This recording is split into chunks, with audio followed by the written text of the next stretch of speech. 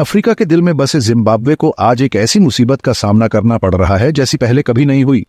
40 सालों में ना देखे गए भीषण सूखे ने पूरे देश को भूख से जूझने पर मजबूर कर दिया है।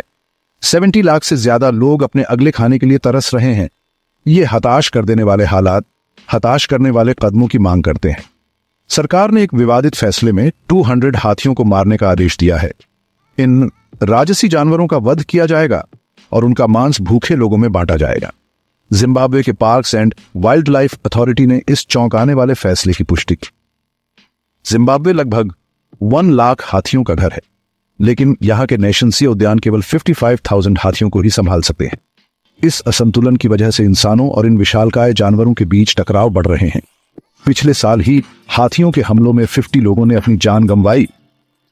अल नीनो के चलते हुए बेरहम सूखे ने फसलों को तबाह कर दिया है, जिससे करीब आधी आबादी के पास पर्याप्त भोजन नहीं है। 68 लाख से ज्यादा लोग भोजन की कमी से जूझ रहे हैं और ऐसे में सरकार के पास कोई दूसरा विकल्प नहीं दिख रहा। लेकिन ये जानवरों को मारना सिर्फ तत्काल जीवित रहने के बारे में नहीं है। यह हाथियों की संख्या को एक प्रबंधनीय स्तर तक कम करने के बारे में भी है।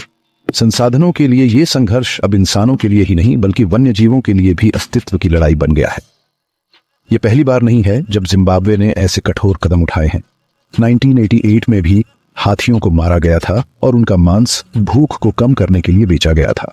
और इस कदम में जिम्बाब्वे अकेला नहीं है। पिछले महीने ही नामीबिया ने भी इसी वजह से 83 हाथियों को मारा। जिम्बाब्वे लंबे समय से संयुक्त राष्ट्र के लुप्त प्राय प्रजातियों के अंतर्नेशंसीय व्यापार पर कन्वेंशन CITES पर हाथी दांत बेचने की अनुमति के लिए दबाव डाल रहा है।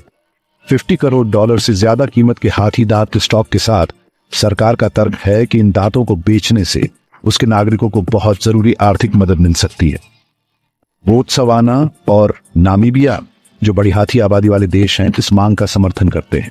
उन्हें भी ऐसी ही चुनौतियों का सामना करना पड़ रहा है। हाथियों की बढ़ती संख्या से इंसानों और वन्य जीवों के बीच टकराव बढ़ रहा है और फसलें बर्बाद हो रही हैं।